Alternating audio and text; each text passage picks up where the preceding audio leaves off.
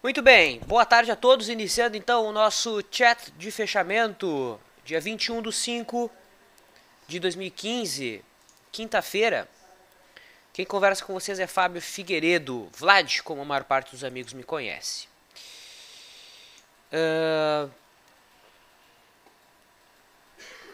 Eu vou então iniciar trazendo a movimentação do mercado, dos principais ativos, das atualizações, das posições que temos em aberto, dos papéis que se enquadram dentro dos modelos operados e em seguida então eu abro para a resposta de perguntas.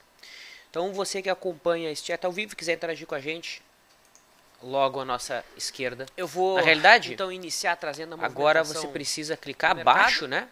Dos principais ativos das atualizações. Assista ao vivo, envie suas dúvidas para que a gente possa interagir. Muito bem, então estamos no ar. Legal. Então eu inicio trazendo as atualizações do dia, os papéis que se enquadraram dentro do modelo dos modelos operados. Eu começo inicialmente pela Marco Polo. Pomo 4. Pomo 4 foi dada uma posição no dia 15, tá? Na sexta-feira passada, a posição de rompimento. O mercado toca hoje o ponto planejado de segunda entrada, vai deixando uma sombrinha naquela faixa de preço. E isso produz a nova posição, que já era planejada. Tá? Então, stop abaixo do fundo de toda a posição, tanto da primeira quanto agora da segunda, que foi dada a R$3. A realização parcial de ambas fica em 13,34. Então, esse é o primeiro trade do dia. Tá? Coloco também YouTube. YouTube 4 é um papel que tem uma tendência de alta por no mínimo 3 critérios, né? Percebam que os zigue-zagues eles são descendentes, mas as médias móveis, tanto de 21 como a média de 50 que está aqui, quanto a de 200, estão apontando para cima, né? Então a gente tem a média de 21 virada para cima, ela acima da média móvel de 50 e a média de 50 acima da média móvel de 200. Então isso produz uma entrada, tá? Uma entrada de correção. Essa entrada é dada com os preços tocando a média móvel de 200, tocando o fundo anterior, a retração de 618 da última perna de alta. Entrada essa que foi produzida, entrada única, a 36,11, stop 35,13, respeitando então a volatilidade do ativo, então perceba que está bem abaixo aqui da mínima do dia, né? E a realização parcial em 37,08. Esse é o trade de YouTube, que no curtíssimo prazo se encontra até mesmo fora das bandas aqui. É possível interpretar até mesmo um retorno à média. Seria um trade de retorno à média a favor da tendência. Tá? Basicamente seria isso. E de maneira interessante, a gente tem YouTube também gerando entrada por FR2. Afinal de contas, a posição que estava em aberto, dentro do método Storm, que era EQTL, né, gerou entrada 2 dias atrás. Hoje o papel bateu na máxima dos últimos 2 dias em 34,15. Esse trade foi encerrado com lucro. Capital esse alocado agora em YouTube. Percebo que as condições de trade são diferentes. Tá? YouTube por FR2 gerou entrada 36,09, stop 34,28 e o alvo é móvel nas últimas duas máximas, né? Alvo que por enquanto então está em 38,04. Esse é o trade de YouTube 4. Além desses papéis, eu posso colocar Transpaulista, que havia gerado entrada de rompimento alguns dias atrás, né, no dia 12, o papel ficou de lado, não chegou a gerar a segunda entrada, porque não estava planejada, tá? E hoje o papel estopa a posição dada. O papel perdeu o patamar de suporte e gerou stop intraday que estava em 41,49. Então um trade aqui de rompimento, né, o papel frustrou. Esse é um falso rompimento, o mercado rompe e tem um candle fechando abaixo dele. Tá? Então percebam que até no semanal a gente está tendo a configuração aí de um falso rompimento, né? Semana passada aconteceu o rompimento para cima e agora, essa semana, o mercado faz o caminho oposto. Em contrapartida, CCRO3, venda que havia sido dada alguns pregões atrás, no dia 11, atingiu hoje a realização parcial, próxima à abertura em 14,97. Foi posicionado em stop no ponto de entrada. Essa é a posição então que não traz mais risco. Então, essas são as atualizações do dia. Podemos iniciar a avaliação do gráfico do Ibovespa, que vai sugerindo então algum tipo de repique aí no gráfico diário. Já temos zigue-zagues descendentes no Ibov, né? Embora a média móvel de 21 ainda esteja apontada para cima. Então, aquele repique esperado para quinta-feira se torna realidade. O mercado teve um intraday um pouco complexo, né? O intraday em que o mercado abriu na linha d'água, houve o rompimento dela, o mercado chegou a fazer um movimento ascendente, em seguida voltou para a mínima próximo da mínima do dia e agora retoma a movimentação ascendente e vai fechando com o candle altista no gráfico diário. Então, algum tipo de repique está sendo sugerido no curtíssimo prazo para o Ibovespa. Pelo menos aquele cenário que a gente havia desenhado de repique para quinta se consolida. Tá? Dólar futuro. O dólar, assim como a bolsa, também trabalha em alta, vai fechando em alta, alta de 1,18. Né? Mais uma vez aquele mito, né, de bolsa para cima, dólar para baixo, se comprova como o oposto, né, mais uma vez. Então o dólar também fechando em alta, sugerindo a busca da resistência lá em 3.100 pontos. No intraday do dólar, tivemos o mercado fazendo aqui o primeiro movimento do dia. O primeiro movimento do dia que foi finalizado, né, no candle das 10h45, né, confirmado no candle das 11h15, tá? E que foi acionado às 11h45.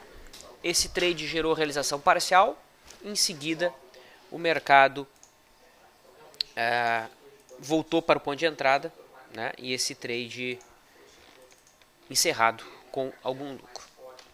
Em relação às commodities, começa aqui pelo milho positivo, né, trazendo já, colocando no lucro aqueles que montaram posição pela média móvel de 9 períodos, não perdeu a mínima de ontem, que tocava a média móvel de 21, e temos o milho aí montando um fundo no gráfico semanal, né, confirmando então aquela leitura altista de ondas, né, que projetava um fundo para o milho. Em relação ao boi gordo, temos um dia mais lateral, leve queda, com o boi no diário, né, ontem virou a média móvel de 9 para cima, e no semanal, eventualmente amanhã pode gerar entrada também pelo semanal, de acordo com a estratégia da média móvel de 9 períodos, embora não tenha tocado no grande objetivo aqui, que era a média móvel de 21 semanas. Em relação ao juro futuro, DI, temos o DI deixando um candlezinho comprador, em cima de uma linha de tendência de alta, porém percebam que essa LTA, se traçada no IFR, nós temos ainda o mercado respeitando essa LTA, tá? Então isso gera uma certa confiança no teste dos preços da linha de tendência de alta equivalente. Em relação ao mercado americano, Dow Jones tem uma leve movimentação 0 a 0 na realidade, né? Tivemos um dia mais volátil, um dia mais lateral. Vai marcando um topinho no gráfico diário, nova resistência agora na máxima dessa semana em 18.360 pontos. Tá? Muito bem, seguindo com a avaliação aqui dos destaques, posso colocar a situação de Bradespar. Deixa eu ver se estou com o gráfico correto. Agora sim. Então, BRAP, aqui no gráfico não ajustado, vai sugerindo a marcação de um fundinho no gráfico diário, depois de vários e vários dias de queda. Tá? CESP, montando um pivô de baixa no gráfico diário, abrindo espaço agora para a busca do suporte, que fica em R$19. Não só a CESP, mas todos os papéis do setor elétrico, né? CEMIG apresentando uma queda relevante. A gente tem também Energias Brasil, tá? Montando mesmo pivô de baixa. Então o índice do setor aí vai consolidando um topo abaixo do topo anterior, depois de 1, 2, 3, 4, 5 movimentos de alta. Então aquele cenário de correção esperado começa a ganhar uma certa musculatura aqui no índice do setor elétrico. CROT, o setor de educação, vai romper o topo anterior, abrindo espaço para buscar a próxima resistência, que está logo acima, né? Aqui na faixa de R$12,90, R$13. Naquele patamar também há a linha de referência do canal de alta. MYPK vai rompendo uma resistência, tá? Rompendo aqui uma congestão do último mês, abre espaço agora para busca de 12,85, que é a máxima do mês de fevereiro. Petrobras, repicando no gráfico diário, aqui nos 60 minutos a gente consegue observar o mercado tocando o fundo anterior como resistência, né? Certo? E basicamente era isso. Lembro os amigos que hoje foi postado no site um novo artigo, tá? Na realidade não é bem um artigo, é a resenha de um livro, tá? O Desafio aos Deuses, História do Risco. Foi postado hoje à tarde, então quem quiser dar uma lida e entender o que trata esse livro, já está disponível no site. Eu vou postar o link e o pessoal aí pode acompanhar o material. Vamos dar uma olhadinha nas perguntas do pessoal. Posso começar pelo do Segala, se o milho tem compra. Bom, na realidade depende do modelo que você está operando do Segala. Se você opera Elliott, já deu entrada. Tá? Se você opera média móvel de 9, também já deu entrada. Depende do modelo que você está operando. Se opera média móvel de 20 modificada, a entrada vai ser amanhã. Tá? Então, pela média móvel de 9, que é o modelo que a gente mais divulga aqui no milho e nas commodities, já deu entrada, né? Deu entrada no dia 18. E em cima desse assunto, o Tricolor dos Pampas coloca o seguinte: Vlad, na estratégia média móvel de 9 no milho e no boi, como tem se dado a entrada? Na superação da máxima, que faz a média flexionar, no fechamento do candle ou na abertura? Tricolor, isso é uma questão de perfil. Tá? Cada um vai decidir o modo que quer operar. Eu, por exemplo, entro no candle que fechou. Então eu estou posicionado no milho desde o dia 18. Eu sei que o Stormer trabalha com violação de máxima. Então não tem certo, não tem errado. Cada um vai escolher aquele modelo que melhor completa a sua percepção de mercado. Tá? Cada abordagem tem prós e contras. É importante que você entenda essas vantagens, os prós e contras de cada abordagem. Por exemplo, entrar no fechamento do candle me garante que eu vou entrar na operação. Né? O contra, né, o lado oposto, é que essa estratégia pode não ser confirmada. Já entrar na violação, você pode ficar de fora do trade. Né? O mercado pode abrir num grande gap e você não conseguir entrar. Tá? Em contrapartida, você não vai entrar nos trades que forem falsos rompimentos da média. Então tem que ver o que você prefere. Não tem certo, não tem errado, tem aquilo que fica melhor para ti. Tá bom? O Luiz diz o seguinte: Vlad, a Vale 5 começa o repique amanhã? Olha, a Vale 5 gerou tática de guerrilha há 2 pregões atrás, né? Gerou entrada no dia 19 e amanhã já é a saída no tempo, né? Amanhã já tem stop no tempo dessa estratégia, que é uma estratégia de swing trade mais rápida. E ela está bastante fraca, né? Já deveria ter ido. Não foi ainda, então amanhã na abertura essa operação, quem opera por tática de guerrilha deveria sair amanhã. Quem opera por tática de guerrilha e aceita o argumento de saída no tempo, né, deve sair amanhã. Tá? E de fato, o mercado já deveria ter andado, não andou ainda. Quanto mais tempo demora para andar, maior é a chance desse trade de fato convergir para o stop. Ok?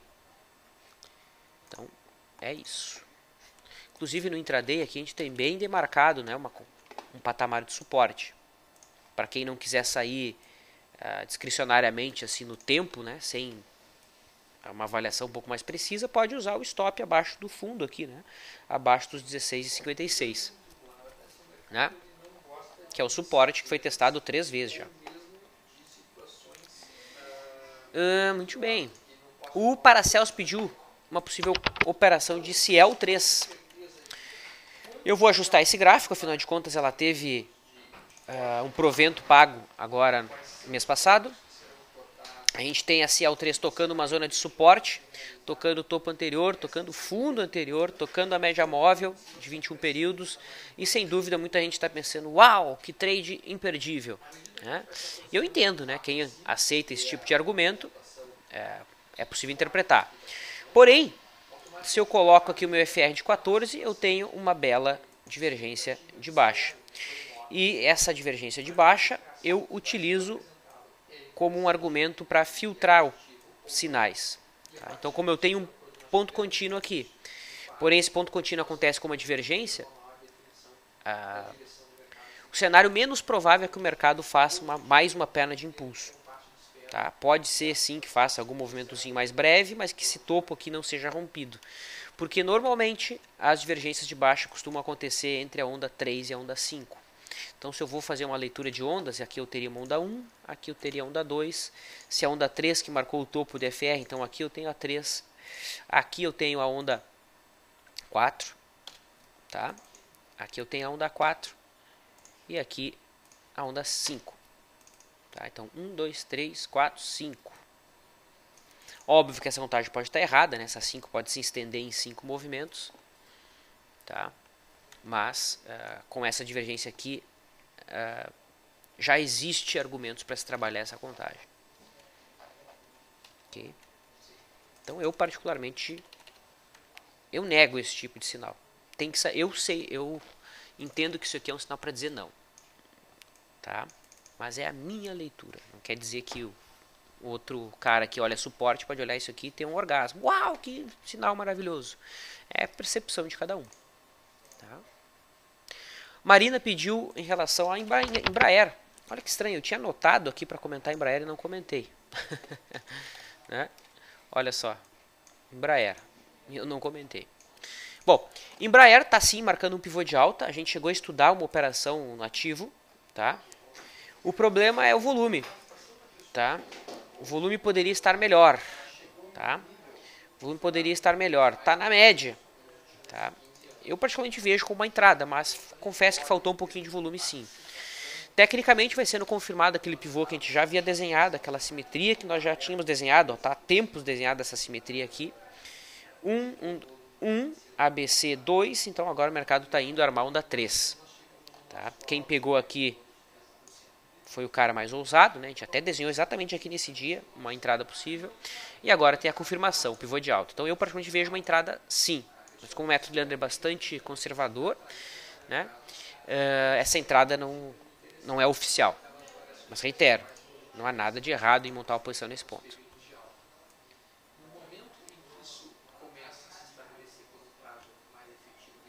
O Christopher fez uma boa pergunta. Ele diz, vale 5, se ela fechar acima do fechamento de ontem, não seria argumento para uma entrada descartando a tática de guerrilha? Depende, Christopher, depende do modelo operado. Tá? Se você toma isso como argumento, não vejo nada de errado. Né? Por enquanto ainda a expectativa é de algum repique.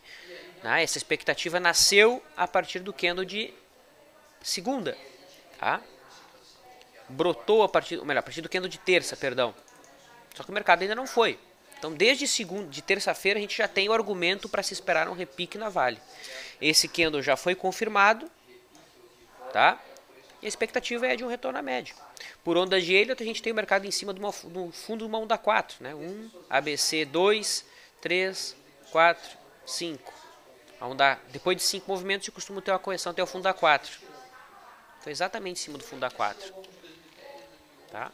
Se eu não tivesse planejado entrar pela guerrilha, eu seguraria a operação, mas eu planejei entrar pela guerrilha, sair em 3 dias, então se não for até amanhã eu caio fora. Simples assim. Tá?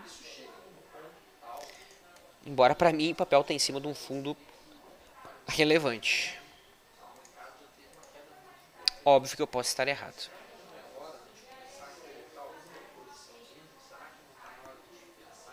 O Vladimir, percebam, já tem um olhar mais sistemático em cima de Vale. Né? Não temos uma realização frustrada? Temos sim. É uma realização frustrada na venda. Quem aceita esse argumento, Vladimir, deve produzir vendas abaixo do suporte que foi marcado. Tá? Então quem opera a realização frustrada, eu não opero. O FPAZanoto pediu avaliação mais detalhada de Transpaulista. Transpaulista, que gerou a operação de rompimento, né, no dia 12, hoje frustrou esse rompimento. Confirmou que era um falso rompimento.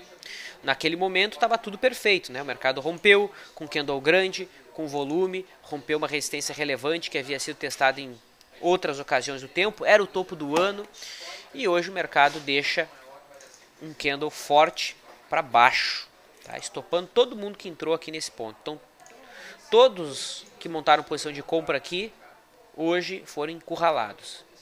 Tá? swing traders e que usam stop, é claro. Tá? Então eu vejo um sinal bem negativo esse da Transpaulista, principalmente porque ela frustra também os positions. Quem entrou como position também foi estopado, e se não estopar hoje, teria que estopar amanhã, né? Porque é sexta-feira, que vai fechando abaixo da mínima do candle que rompeu, e vai se perdendo uma LTA aqui de prazo maior também. Então, um sinal negativo para os comprados.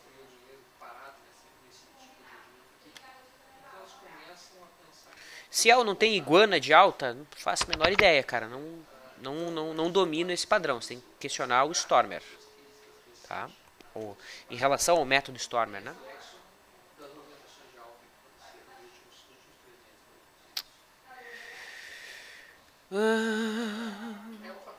O Obi-Wan fez uma pergunta em relação ao controle de risco. Você considera 2% de risco em relação ao capital? Não, Obi-Wan. A maneira que eu trabalho é diferente. Eu não utilizo 2% de risco, não. Tá? Eu faço uma combinação do capital com renda fixa. Tá? Opa, desculpa. Então não é exatamente. Até o que no futuro eu vou escrever um artigo sobre esse tema.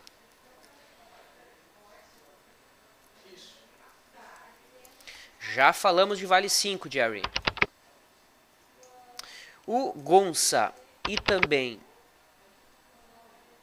Quem mais? O Cícero pediram avaliação aqui de Uzi Minas. Uzi em 5. Então Uzi em 5 marcou um fundo em R$ 5,13. Tá? 5,10, vamos arredondar. Em cima da LTA dos preços.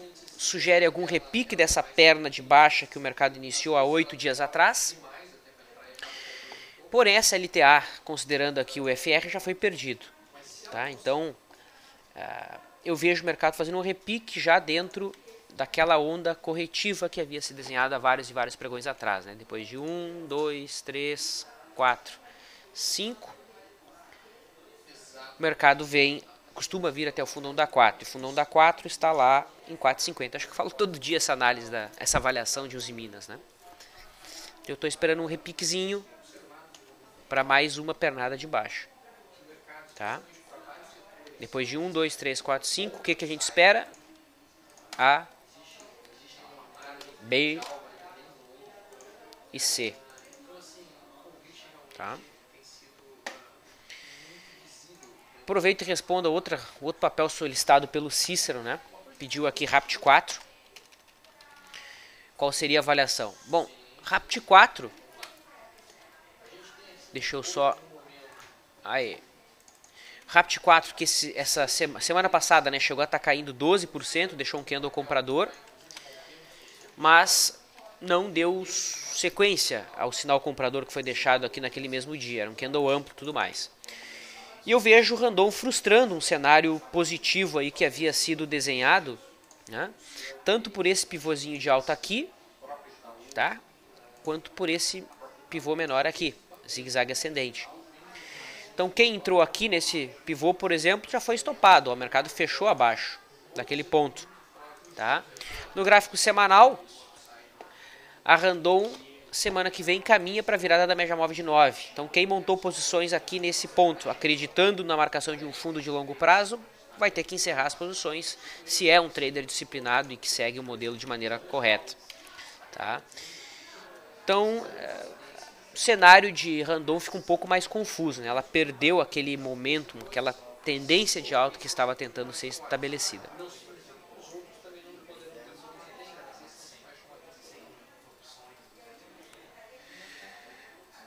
Muito bem.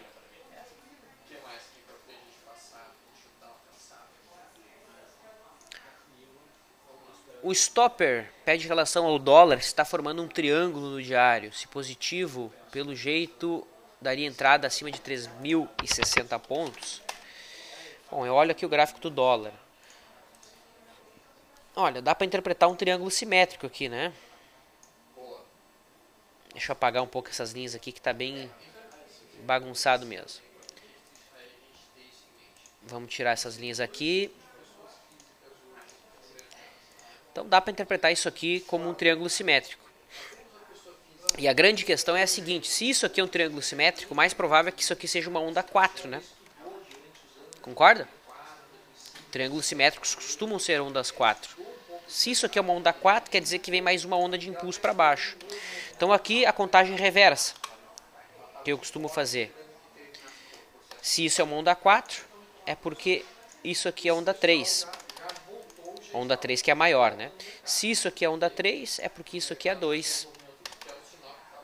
E aqui é 1, né?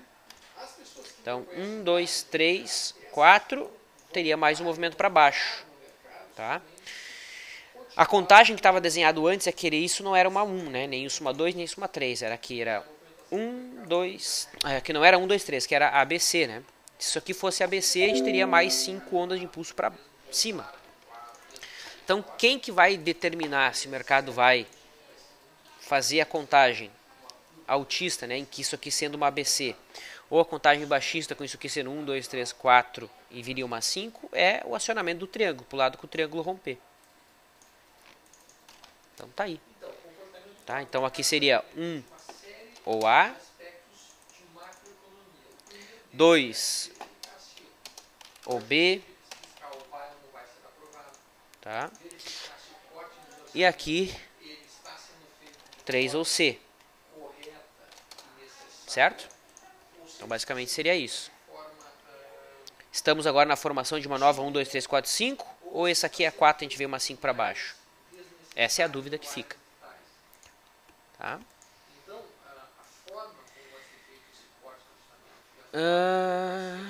Muito bem.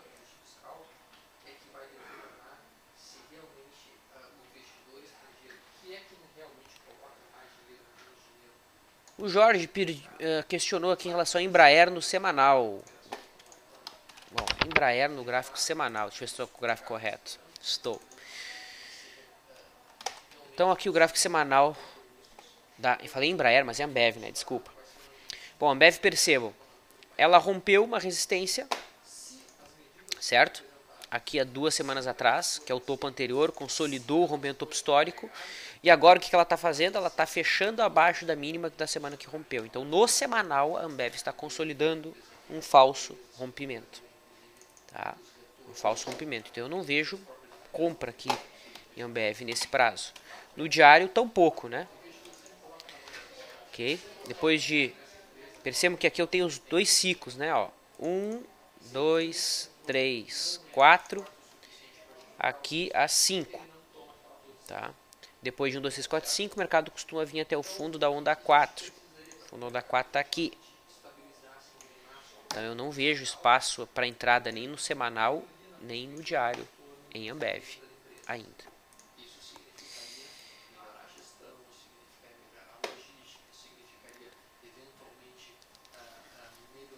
Vamos seguir com as questões. O Danilo pediu avaliação de SUSB. SUSB 5, papel que está dentro do alargamento. Tá? Se isso de fato for o alargamento, a gente teria o papel vindo em busca aqui da linha de referência desse alargamento. Tá? O papel perderia o fundo prévio. Perceba que o mercado rompeu em falso 2 vezes o topo, né? Rompeu aqui, aqui em falso, e o fundo foi perdido uma vez só. Então teria mais fácil o mercado perder esse fundo mais uma vez e consolidar aqui o alargamento. Tá? Então, a princípio, esse aqui seria o movimento. Perceba que nós já temos aqui uma bela divergência de baixa, né? Uma bela divergência. Ou seja, isso aqui seria a 3. Tá? Será que seria isso? Aqui seria 3 de algum prazo, né? Então agora a gente deve entrar no momento aí de maior dispersão de preço. Eu não vejo trade tranquilo em SUSB 5 no atual momento.